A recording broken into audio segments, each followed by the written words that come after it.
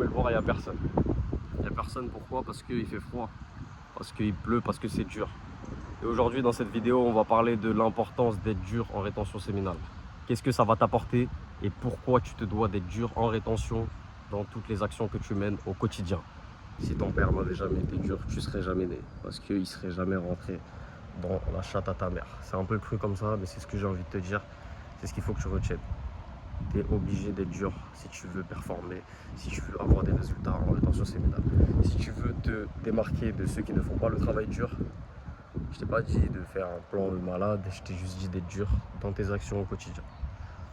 Lève-toi aux heures qui sont considérées comme dures, fais le travail qui est considéré comme dur, évite les horaires et les routines qui ne sont pas effectuées par ceux qui sont où tu veux être. Si tu veux vraiment changer ta vie, avoir un impact sur ton mental, et du coup avoir une mentalité de gagnant, une mentalité d'un mec qui a peur de rien, ça passe par tes petites habitudes.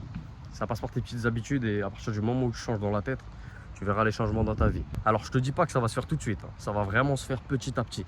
Mais petit à petit, quand tu vas prendre le temps de regarder, tu vas voir une amélioration nette dans tous les compartiments de ta vie. Que ce soit financier, que ce soit au niveau de tes relations humaines. Donc avec les femmes, avec les gens, tu vas voir qu'ils vont t'apporter plus de respect.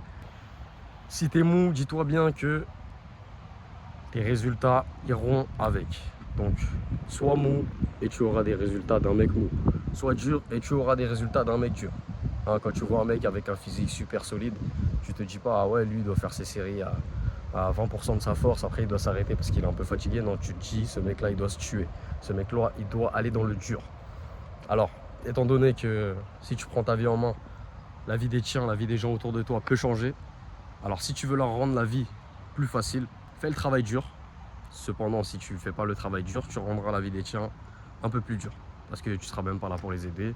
Si jamais ils ont besoin, si jamais demain il y a besoin de quelqu'un pour, par exemple, faire un déménagement et que toi tu es là, tu ne fais jamais de sport et que tu ne vas même pas être en capacité d'apporter une valeur ajoutée, remets-toi en question. Tu vois, là c'est juste physique. Après, il peut y avoir l'aspect financier aussi. Si demain il y a quelqu'un qui a une maladie, qui a besoin d'un rein et que ça coûte 14 000 € et que tu n'es pas en capacité de sortir les 14 000 €, c'est pourquoi? C'est parce que tu n'as pas été suffisamment dur avec toi auparavant. Alors sois dur maintenant et tu ne regretteras pas, je te jure. Parce que le moment où Dieu te mettra dans une situation où tu auras la possibilité d'utiliser les fruits de ton travail dur et que tout le monde te regardera en mode mais qu'est-ce qu'on aurait fait si tu n'étais pas là? Et que même toi tu te sentiras en fait accompli dans ta quête de devenir un homme, de devenir utile pour les autres, pour ceux que tu aimes. Alors mon pote, je vois pas comment est-ce que tu peux être plus comblé. Je vais te dire aussi, si tu te fixes des objectifs qui sont durs, des objectifs qui sont vraiment compliqués à atteindre, c'est là que tu vas pouvoir donc transformer ce qu'on appelle potentiel, ce que tout le monde a, en compétences et capacités réelles. Tout le monde a le potentiel de se lever le matin pour faire du sport. Tout le monde a le potentiel de travailler pendant 8 heures, 10 heures par jour sur son projet à soi et à côté de faire ses affaires. Tout le monde a le potentiel de trouver du temps, de trouver de la discipline. Mais c'est pas pour autant que, au final, tu le valides en tant que compétence. Non. C'est si jamais tu mets rien en marche, si jamais tu te fixes pas quelque chose de dur pour pouvoir acquérir cette compétence ne restera qu'un mirage, ne restera que quelque chose que tu aurais pu faire. Mais ça ne sera pas. Donc ça ne fera pas partie de ton être. Sans rigueur et discipline, ton travail ne restera que potentiel, ne s'accomplira jamais. Je vais te donner l'exemple des joueurs de foot comme Neymar, des joueurs de foot super talentueux, brésiliens. Vraiment, tout le monde lui disait, toi tu vas gagner le ballon d'or, tu es vraiment le meilleur. Techniquement, on n'a jamais vu ça, on n'a jamais vu ça. Et où est-ce qu'on n'a jamais vu ça aussi? C'est dans sa capacité à être pas discipliné. Du coup, aux entraînements, tu vois qu'il vient toujours avec un petit surplus de gras. Il vient toujours parce qu'il boit de l'alcool. Il passe son temps à forniquer avec des femmes à gauche, à droite. Bref, c'est un mec vraiment, il perd son énergie sexuelle au plus haut point. Ok, ça ne l'empêche pas d'être bon dans ce qu'il fait parce que de base, il a une bonne base. Il est super talentueux. Sauf qu'après, à force de perdre ton énergie, ton corps, il t'envoie des signaux. Les signaux, pour lui, c'était clair.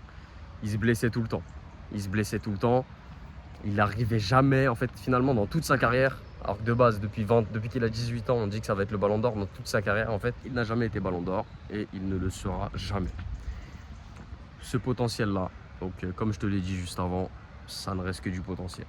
Donc au final, dans les livres, quand on aura écrit à la fin, on aura fait les comptes, on verra que lui, c'est juste quelqu'un qui a gâché son potentiel. Pourtant, il avait tout qui était à sa disposition, il avait les infrastructures, il pouvait avoir les coachs qu'il voulait, il pouvait... En fait, il n'avait juste pas cette envie-là d'être discipliné. Lui, il préférait mener une vie où, en fait, finalement, il n'atteindrait même pas son potentiel. Ça veut dire qu'il s'est gâché. Il s'est gâché, mais après, il a eu ce qu'il méritait. Il n'a pas voulu travailler pour, il n'a pas voulu faire les sacrifices. Quand tu vois un mec comme Ronaldo qui, de base, avait beaucoup moins de talent, mais s'est donné un travail, est vraiment l'icône de la discipline dans le monde du sport, au niveau des routines, au niveau de la dureté qu'il a eue avec lui-même, avec toutes les contraintes qu'il s'est imposées pour arriver où il en est, et tu vois que ça a payé. Tu vois que ça a payé. Le mec a eu 5 ballons d'or, si je dis pas de conneries. Les récompenses, en plus, t'as pas besoin d'attendre 40 ans pour les voir. Hein. Tu vois juste avec les gens de ton âge, toi, quand tu fais le travail, quand tu fais des choses que personne ne fait, t'as pas besoin de le dire que tu le fais, mais tu vas le sentir. Tu vas le sentir dans les énergies, tu vas le sentir dans la capacité à être performant sur une journée, dans la capacité cognitive à réagir rapidement. Tu vas être bon. Alors pratique la rétention séminale, mon frère. Pratique la rétention séminale, pratique. Et fais des choses dures. Tu vois un ascenseur, des escaliers, tu te dis c'est quoi le plus dur? Je prends les escaliers. Et après à la fin, t'inquiète pas que tu auras des mollets de ouf, tandis que l'autre qui aura pris l'ascenseur toute sa vie, lui sera là avec son petit bib. Être dur avec soi-même, c'est garantir son succès. Sois dur avec toi et garantis ton succès. Tu es obligé de réussir lorsque tu es dur avec toi-même. T'as pas d'autre choix.